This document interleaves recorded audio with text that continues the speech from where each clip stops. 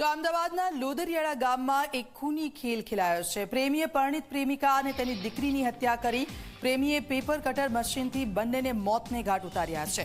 બંનેની હત્યા કર્યા બાદ પ્રેમીએ આત્મહત્યા કરી લીધી। પોલીસને 10 પાનાની સુસાઇડ નોટ પણ મળી આવી છે। મૃતક મહિલા અને તેનો પતિ અલગ અલગ રહેતા હતા। પતિ પત્નીના છૂટાછેડાની પ્રક્રિયાઓ ચાલી રહી હતી। મૃતક ગીતાબેન અને તેના પતિ દિનેશ અલગ રહેતા હતા। મૃતક ગીતાબેન અમદાવાદના ગોમતીપુરમાં રહેતા હતા અને ગીતાબેનનો પતિ દિનેશ અમદાવાદના અમરેવાડીમાં રહે છે। પ્રેમી રણછોડ લોદરિયાળ ગામે એક રૂમમાં ભાડે રહેતો હતો। પ્રેમીએ ઘરે આવેલી પ્રેમિકા અને તેની દીકરીને રણછોડે હત્યા કરી દીધી।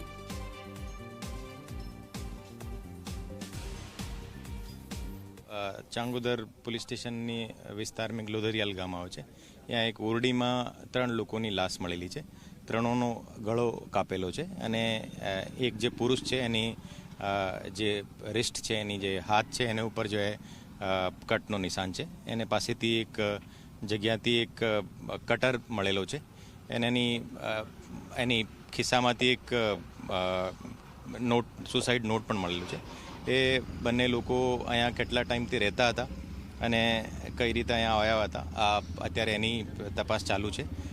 પ્રાઇમા ફેસી સુસાઇડ નોટને વાંચીને અહીંયાની સર્કમસ્ટન્સીસ જોઈને જો સુસાઇડની શક્યતા લાગે છે।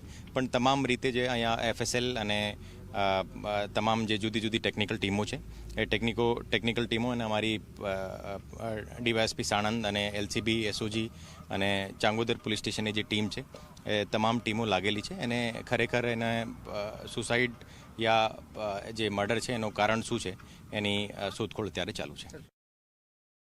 આ જે મરણ જનાર છે, મરણ જનારનું નામ રણછોડ પરમાર છે અને જે અહીંયા તુલસી ચા કરીને જે આના એક કારખાનો છે, કારખાનામાં કામ કરતા હતા।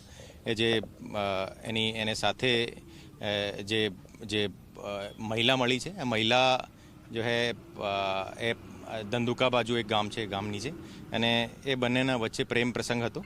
એને હવે કઈ રીતે એનો ઓર એકબીજા એની પહેલાંથી જે બંનેની જે મેરેજ થયેલી હતી એને ખરેખર આગળની એ કઈ સર્કમસ્ટન્સીસમાં એકબીજાને મળ્યા હતા, એને કઈ રીતે સુસાઇડ યા એનો જે મર્ડર થયો હતો આ તમામ રીતે અમે તપાસ અત્યારે ચાલુ છે।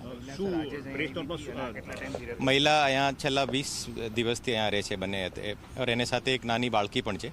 જે બાળકી જે છે એની મહિલાની દીકરી છે અને મહિલા મૂળ ત્યાં જે ધંધુકા બાજુની છે।